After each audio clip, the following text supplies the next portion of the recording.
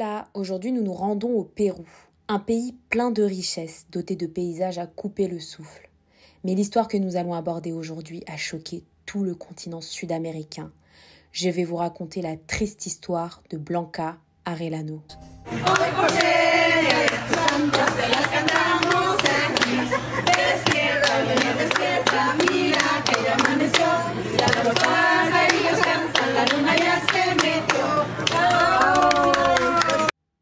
Blanca Arellano Gutiérrez était une femme de 51 ans qui travaillait dans le domaine du droit et qui vivait à Mexico au Mexique. Elle était très proche de sa famille, principalement de sa nièce Carla Arellano. Les deux étaient très intimes, très amies, elles se racontaient tout, elles étaient très proches. En 2020, durant la pandémie, Blanca passait beaucoup de temps seule à la maison. Alors elle a décidé de commencer à chercher de nouveaux hobbies pour occuper son temps libre.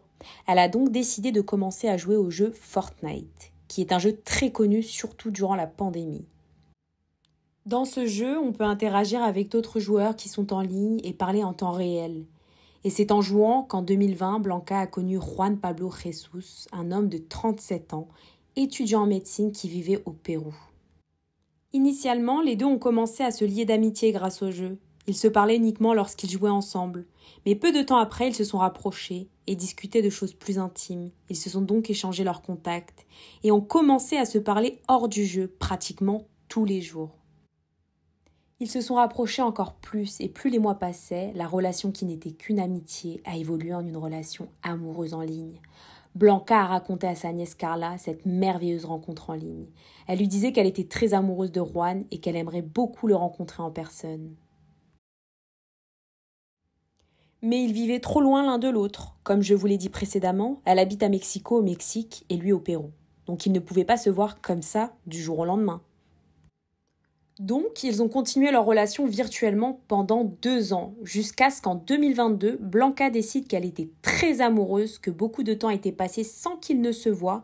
Elle a donc décidé de vendre toutes ses affaires pour rassembler l'argent nécessaire pour aller vivre au Pérou avec Juan. Le 27 juillet 2022, Blanca a embarqué dans un avion direction le Pérou. Une fois arrivée, Juan l'attendait à l'aéroport, ils se sont rejoints et sont allés chez lui. Les jours suivants, ils ont cohabité ensemble. Juan partageait son temps entre la faculté de médecine et sa vie avec Blanca. Juan faisait visiter Blanca, il lui montrait sa ville, il la ramenait à tous les endroits touristiques et les endroits les plus beaux. Blanca racontait tout cela à sa nièce Carla. Blanca disait qu'elle était très heureuse, que Juan était l'homme idéal qu'elle imaginait, qu'il était drôle, attentionné, très amoureux d'elle, qu'elle était très heureuse de cette histoire d'amour, le conte de fées en soi. Mais le 7 novembre 2022, tout a changé, car ce jour-là, Carla a essayé d'entrer en contact avec Blanca, pour discuter comme elle le faisait habituellement. Mais Carla n'a reçu aucune réponse. Elle avait envoyé plusieurs messages, plusieurs appels, mais aucune réponse de sa tante. Les heures passaient et Carla était de plus en plus inquiète. Donc elle a décidé d'entrer en contact avec Juan via les réseaux sociaux pour savoir si tout allait bien et savoir pourquoi sa tante ne lui répondait pas. Mais à sa grande surprise, Juan lui a dit ne pas savoir où se trouvait Blanca, car ils se sont séparés. Juan a dit avoir eu une dispute avec Blanca car il ne pouvait pas lui offrir la vie qu'elle souhaitait. Suite à cette dispute, Blanca aurait pris ses affaires et serait partie du domicile. Juan a dit qu'après cette dispute, il ne l'a plus jamais revue, ni parlé avec elle. Carla a trouvé cette histoire très étrange car sa tante ne lui avait rien dit concernant cette dispute et encore moins une séparation. Cela faisait à peine 3 mois que Blanca était au Pérou. De plus, elle était très heureuse. Elle racontait sans cesse à Carla qu'elle était très amoureuse de Juan. Carla était donc très dubitative. Elle a questionné Juan, mais sans succès. Elle a donc décidé de rentrer en contact avec les autorités péruviennes pour qu'ils enquêtent sur cette disparition. À ce moment, la police n'avait aucun élément pour enquêter et Blanca était une femme adulte qui était partie de son plein gré au Pérou. Il n'y avait aucun indice qu'un crime s'était produit. Elle avait très bien pu vouloir disparaître. Dans un premier temps, la police n'a rien pu faire. Mais 2 jours après, tout a changé. Le 9 novembre 2022, des pêcheurs ont trouvé la tête d'une femme sur une plage proche du domicile de Juan et Blanca. Ils ont tenté d'identifier qui était cette victime, mais le visage était trop déformé.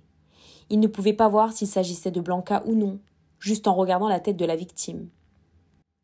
Puis, quelques heures plus tard, ils ont trouvé un doigt qui avait une bague en argent, mais il manquait la pierre qui ornait la bague. Petit à petit, les policiers ont trouvé le reste du corps de la victime dans une rivière qui se trouvait en face de la faculté où Juan étudiait la médecine. Tout portait à croire que cette victime avait quelque chose à voir avec Juan et Blanca. À savoir que le reste du corps était également complètement détruit et méconnaissable. Il manquait les organes internes. Pour identifier le corps, plus rapidement, les policiers ont décidé de montrer la bague en argent qui était sur le doigt de la victime à la famille de Blanca, pour voir s'ils allaient reconnaître la bague tout simplement. La nièce de Blanca, Carla, a immédiatement identifié la bague comme appartenant à Blanca. Blanca adorait cette bague et sa nièce a précisé qu'elle ne l'enlevait jamais. À ce moment, les policiers étaient sûrs qu'il s'agissait du corps mutilé de Blanca. Des examens ont été faits et il a été confirmé qu'il s'agissait du corps de Blanca. La famille de Blanca a donc décidé de prendre le premier vol direction le Pérou pour suivre les investigations de plus près. L'autopsie a permis de déterminer que les coupures présentes sur le corps de Blanca pour lui retirer ses organes étaient parfaitement exécutées. Donc probablement que le meurtrier avait de bonnes connaissances en médecine et comme je l'ai dit, Juan était étudiant en médecine. La police avait plusieurs éléments à l'encontre de Juan. La localisation du corps, le retrait d'organes méticuleusement effectué. Il a donc été convoqué pour un interrogatoire. À la surprise de tous, lors de l'interrogatoire, Juan a donné une version complètement différente à la police, de la version que la famille de Blanca avait donnée en amont. Juan a raconté que Blanca et lui n'avaient pas de relation amoureuse, qu'ils étaient seulement amis. Il a raconté que Blanca était sans domicile fixe, qu'elle vivait dans les rues au Pérou. Il avait donc décidé de l'aider, c'est pour cela qu'elle vivait chez lui, et ils se sont évidemment liés d'amitié. Juan a raconté que Blanca n'avait plus besoin de son aide, c'est donc pour cela qu'elle est partie de chez lui. Suite à ce départ, il n'avait plus aucune nouvelle d'elle. La police n'a absolument pas cru en la version de Juan, car toute la famille de Blanca avait dit qu'ils étaient en couple. La famille avait des preuves de leur relation amoureuse, notamment des photos du couple et des conversations. Les policiers avaient également fait une enquête de voisinage. Les voisins ont confirmé que Blanca et Juan étaient en couple. Ils les avaient vus s'enlacer à plusieurs reprises. Le couple avait notamment dit aux voisins qu'ils étaient ensemble. Donc cette version, comme quoi ils étaient simplement amis et que Blanca était sans domicile fixe, n'avait rien à voir avec la réalité. En dehors du fait que les voisins aient dit que Blanca et Juan étaient un couple amoureux, une voisine qui est patronne d'un établissement dans l'immeuble a fait une déposition. Elle a dit que Juan et un autre homme qui était très alcoolisé s'étaient rendus dans sa boutique pour acheter des sacs noirs et des produits ménagers, quelques jours avant la disparition de Blanca. Ce témoignage accusait encore plus Juan. La police a également fouillé le TikTok de Juan et sur son compte, ils ont trouvé des vidéos très macabres. On pouvait voir des vidéos où il ouvrait des organes. La police a immédiatement pensé qu'il s'agissait de ceux de Blanca. Puis, la police a également perquisitionné le domicile de Juan et là-bas, ils ont trouvé du sang appartenant à Blanca.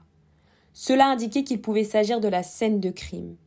Avec toutes ces informations, pointant du doigt Juan comme principal suspect, il a été en prison préventive jusqu'à son jugement, le temps que l'enquête soit terminée.